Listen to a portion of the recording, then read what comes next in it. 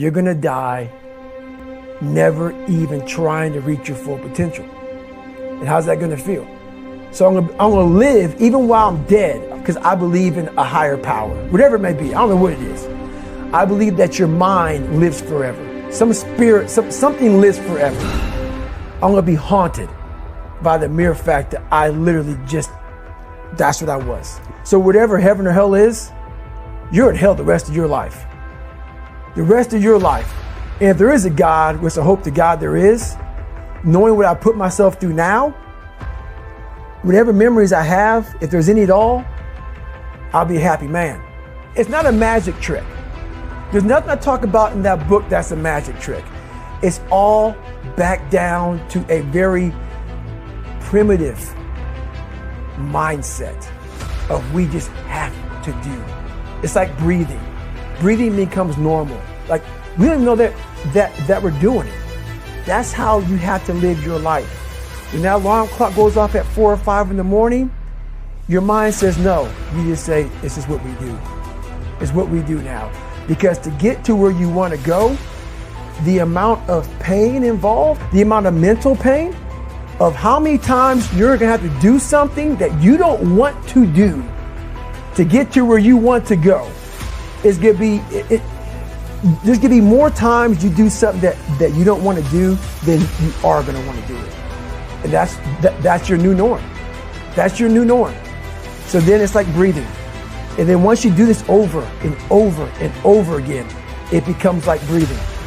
I don't want to live this lifestyle, but to get to the other side of this, I have to. I have this haunting voice in the back of my head. A lot of us have it. We just ignore it. And it was there for years. So I knew in the back of my mind that I could pull off this whatever I wanted. I knew I could, but I was afraid of the work, because I wasn't gifted with brains. I wasn't gifted with God-given talent as far as like athleticism.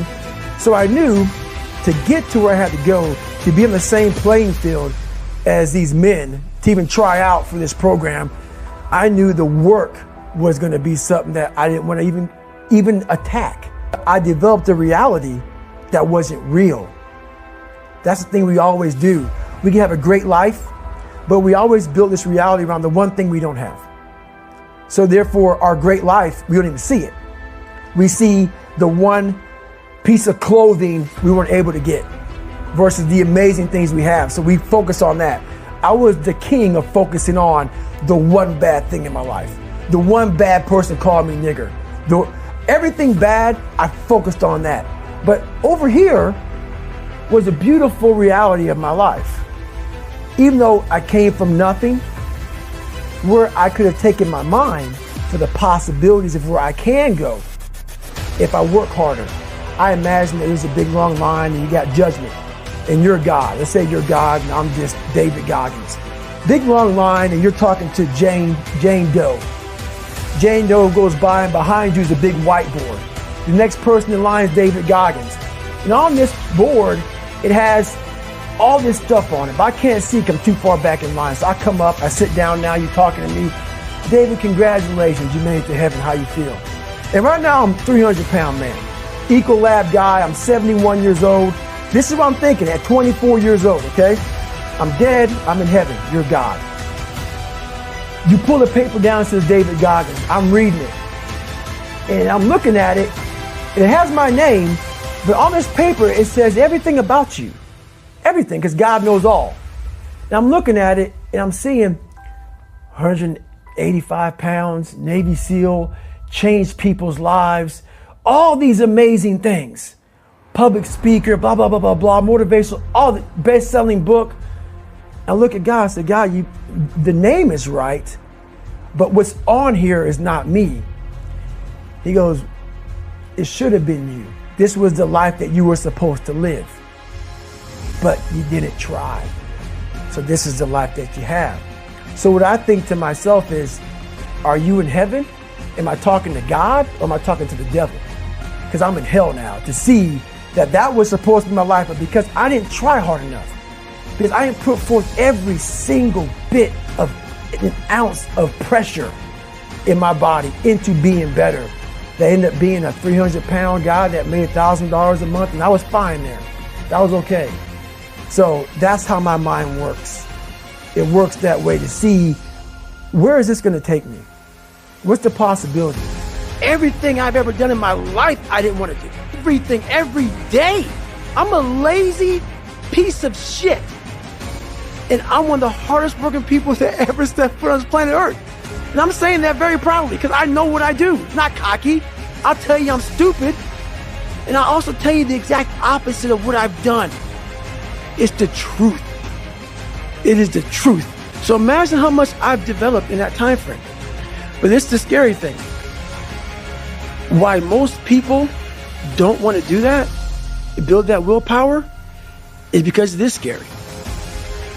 It unlocks a whole bunch of things about who you are and who you're not. And a lot of people don't want to go down that journey to discover who they are and who they're not. Because it's not a pretty journey. I wanted to win. Not like beat somebody else. It wasn't about that. I just wanted to go the distance. Everything in my life, when something got hard, I quit. If it was reading, that's what, I wasn't great at reading. I wasn't great at writing, so I just quit. I couldn't catch on as fast as you. I had to work harder than you, so I quit. I wasn't great at things, so I quit. I'm not good at this. Like, man, if I could just go that distance, that extra mile, to just go, just to finish. Who's gonna carry the boats?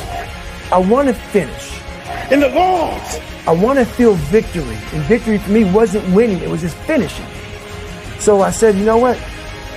If I could feel like these guys feel, it would change my life. Literally, I started feeling victory just by putting myself in the battle.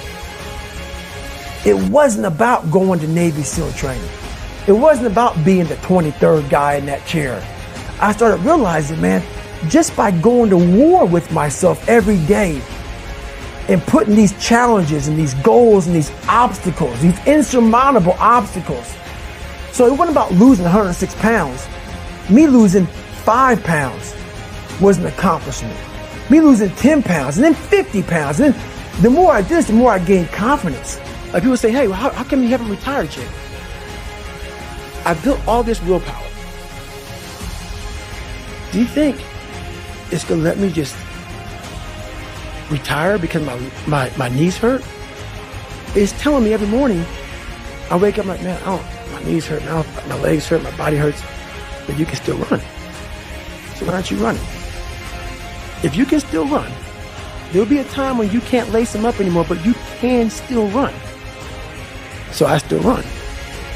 When the time comes I can't run, the body will say, you just can't run. But if I can still do something, that willpower that I have created, it makes me do it every fucking day. So why aren't you running?